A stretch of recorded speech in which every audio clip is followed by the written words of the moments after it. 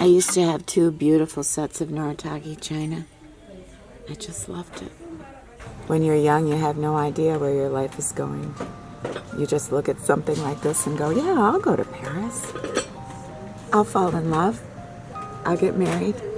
And I'll live happily ever after.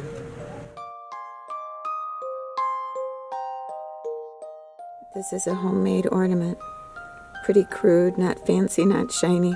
I don't suppose anybody's going to take her home and put her on the tree. That's so nice. I can't believe that.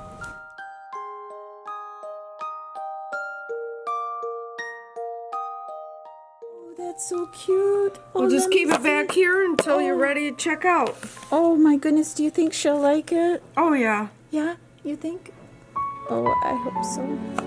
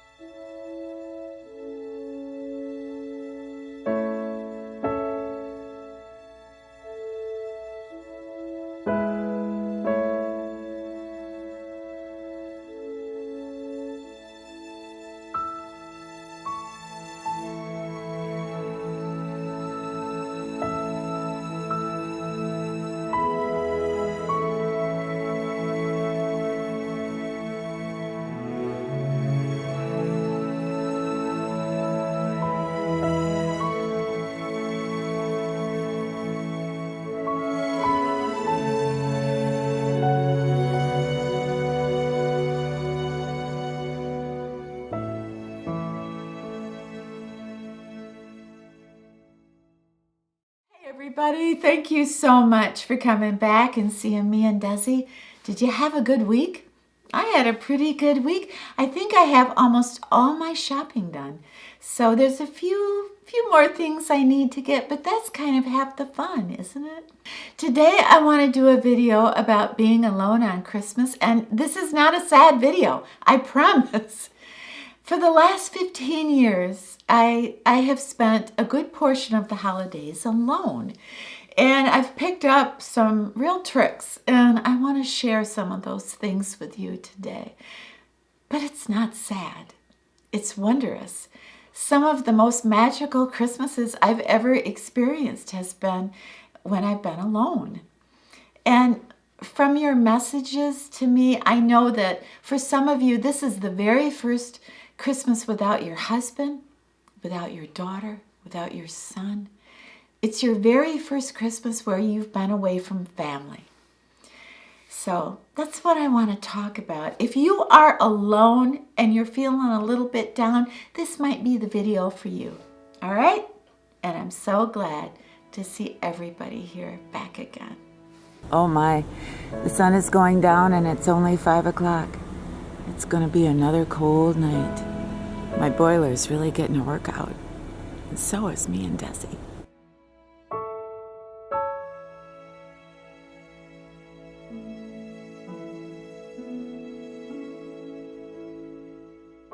Something about loneliness, at least for me, that makes me want to isolate, that makes me want to just stay home and be away from people, and that just makes everything worse. It just magnifies everything.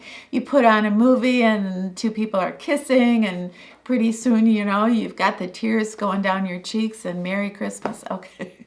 So actually, that didn't sound half bad.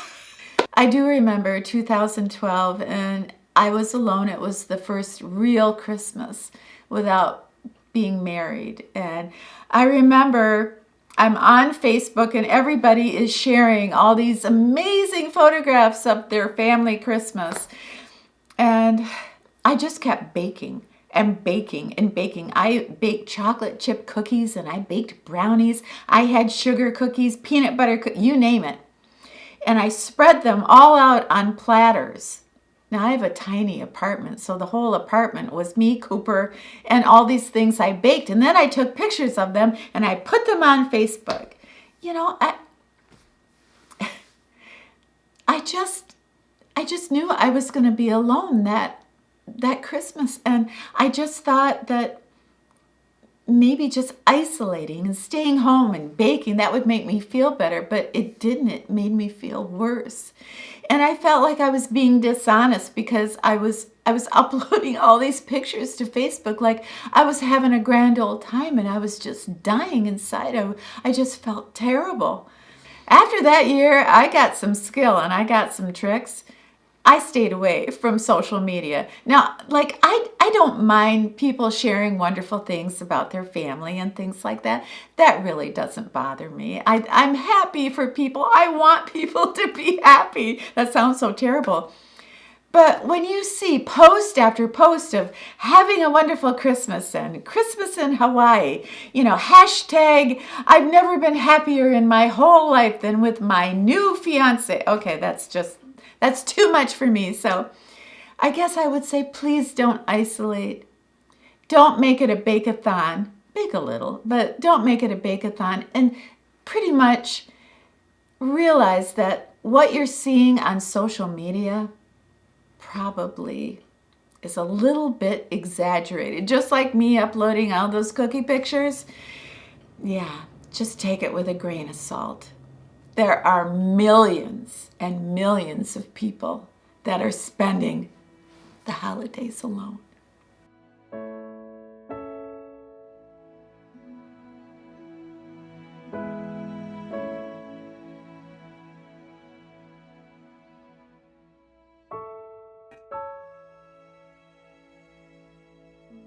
So nice. I can't believe that.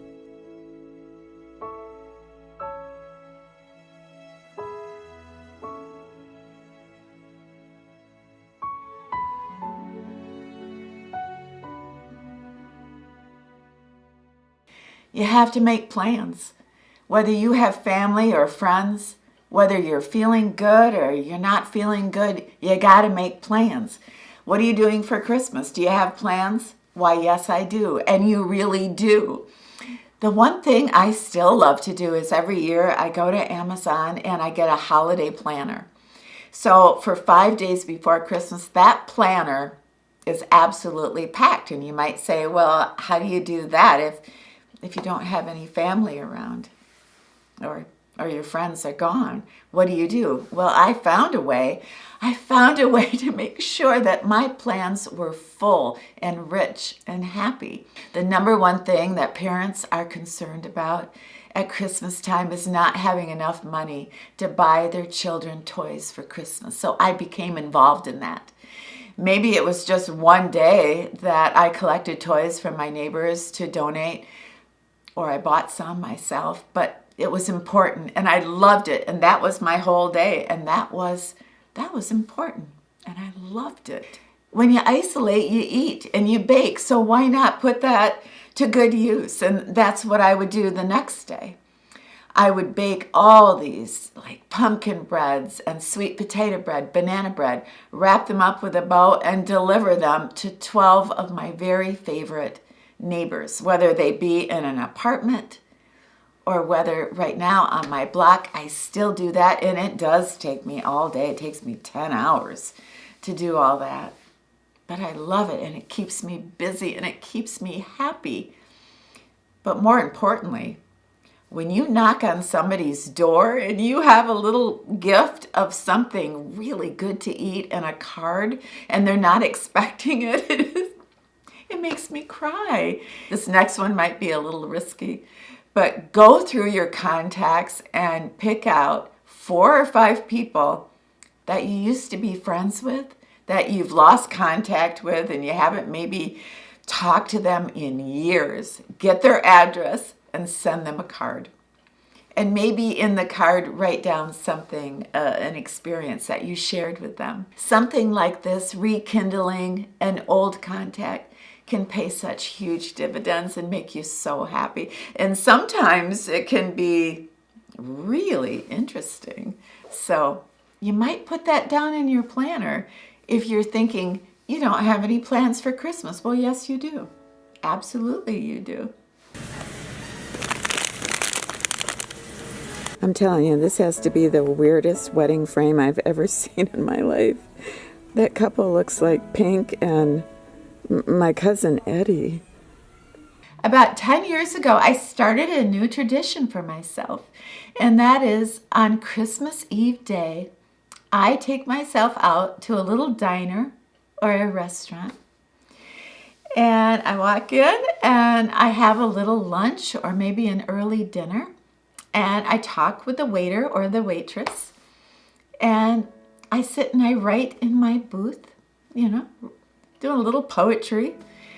And then I leave a ginormous tip. Now, I save for this for months so I can do this. And like a big tip for me is like $50. But I have done that for the last 10 years. And there's something about knowing that that's my plan for the day. I am going to make somebody who is working Christmas Eve, they're going to get a really nice tip. And they're going to get a very genuine thank you for being here. And that's right in my planner. That's what I'm going to do Christmas Eve day. Does that make me feel alone? It does not make me feel alone. It makes me feel special. It makes me feel whole. It makes me feel that I'm part of the world. And usually the person I'm leaving that tip to is very, very young. About 3 or 4 years ago, I did a video about when I was 16, my first job. I was a big boy waitress. And I was walking home in a snowstorm, and I stopped to call my mother. But I'll always remember that day that I was working in the hamburg joint, and how kindness, that day when I was missing everybody in my life and I was so lost. But I remember the customers that day. I remember the ones that smiled and that were kind to me and that left me a pretty good tip. And I'll do that for the rest of my life.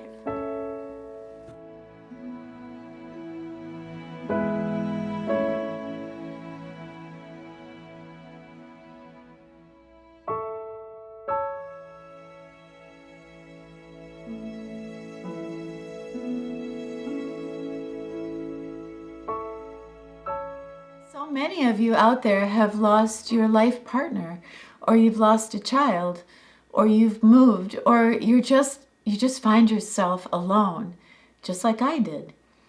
And what I did is I made sure that I made a brand new tradition for myself on Christmas. So no matter where I was or what was going on in my life, there was a tradition that I had to carry through. And one of those traditions that I created for myself 13 years ago was a letter to my mother. So on Christmas, I would sit down and I would write my mother a letter, and I would tell her about my life and how it was going and what I wanted for my future. Yeah, okay, I'm 70 years old. I still have a future, and I still have dreams and hopes. And I have put all of those in letters to my mother, even though my mother died 14 years ago. But those letters are precious to me. I was thinking about perhaps publishing a book called Letters to My Mother, and with the majority of them written after she died. But that is a brand new tradition that I have allowed myself to look forward to. What I have seen over these years, those early letters to my mother were just full of despair and loneliness. It's Christmas, I'm alone. One of the saddest Christmases was just a few years ago when there was a big snowstorm and I was all alone in Grand Rapids, and I didn't see any friends. I didn't even see any neighbors or family, and I just felt really broken. And I got out my stationery and I started writing my mom, and I realized all these things that I was so grateful for. But I was so lost in my own sorrow that I didn't appreciate this amazing life that I have been given. Loneliness can rob us of a lot more than just our happiness. It can rob us of us seeing life as it is. It can rob us of appreciating what we have and being grateful. And as corny as that sounds, it's true. And you can take it to the bank. When you actually look around and look at these beautiful gifts that you can hold in your hand that are uniquely yours, you've had a wonderful life.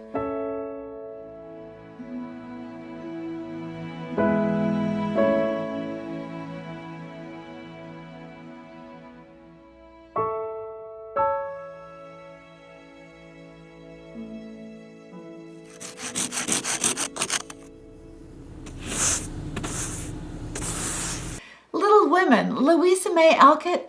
Are you familiar with that book, or have you seen the films? This is a tradition that I have created, is that I watch one of the Little Women movies 3 times during the Christmas season. And why do I do that? Well, I love the spirit of that story. But there's also a line. There are several lines in that book and in the film that is uttered by Joe's sister Beth. And there's something so special about what she says that reminds me of how I desire to feel at Christmas. And she looks at her sister Joe, and you know, I don't want to spoil it for you if you haven't seen the film or read the book, but let's just say that Beth is not feeling well. And she's holding her sister Joe's hand, and she says, "I was never like you, Joe. I never wanted to go out and shake up the world. I never wanted to get married or have children. I liked staying home. I liked being by myself and tending my gardens.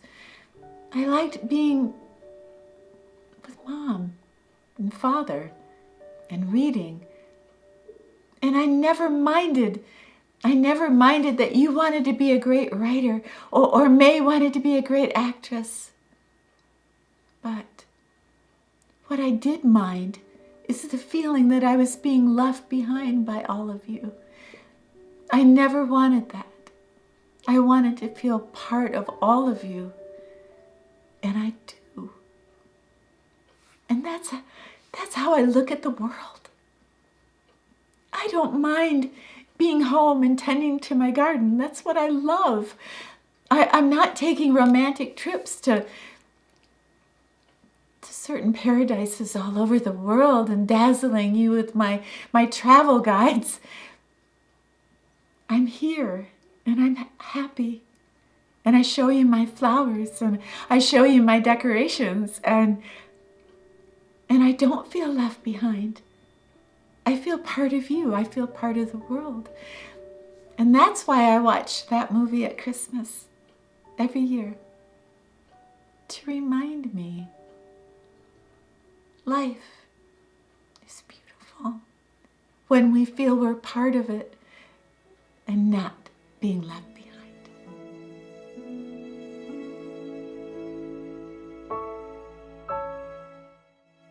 One thing that I've learned is the only way for me to lead a happy life is to help others with theirs.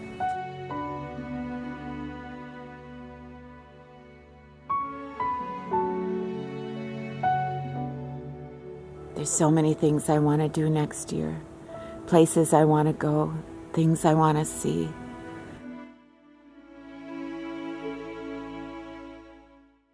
I'll fall in love, I'll get married, and I'll live happily ever after.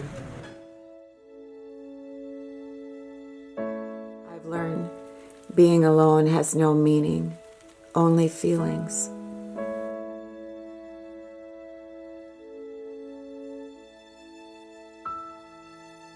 I am only left behind if I refuse to live.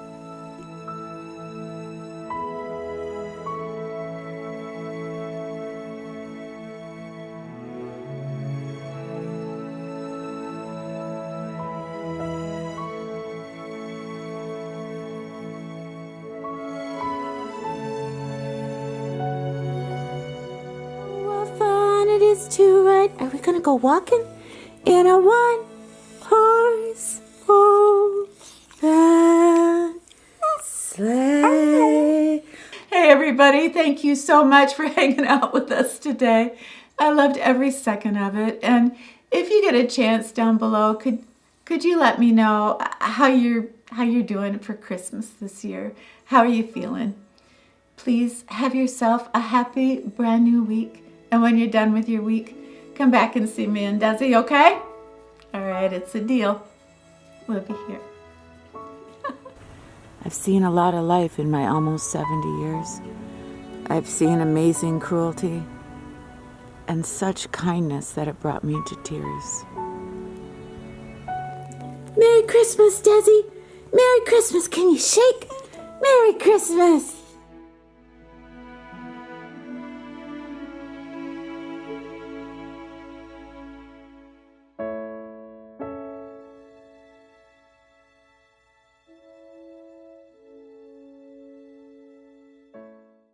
Oh, you better watch out. You better not cry. You better not pout. I'm telling you why. Santa Claus is coming to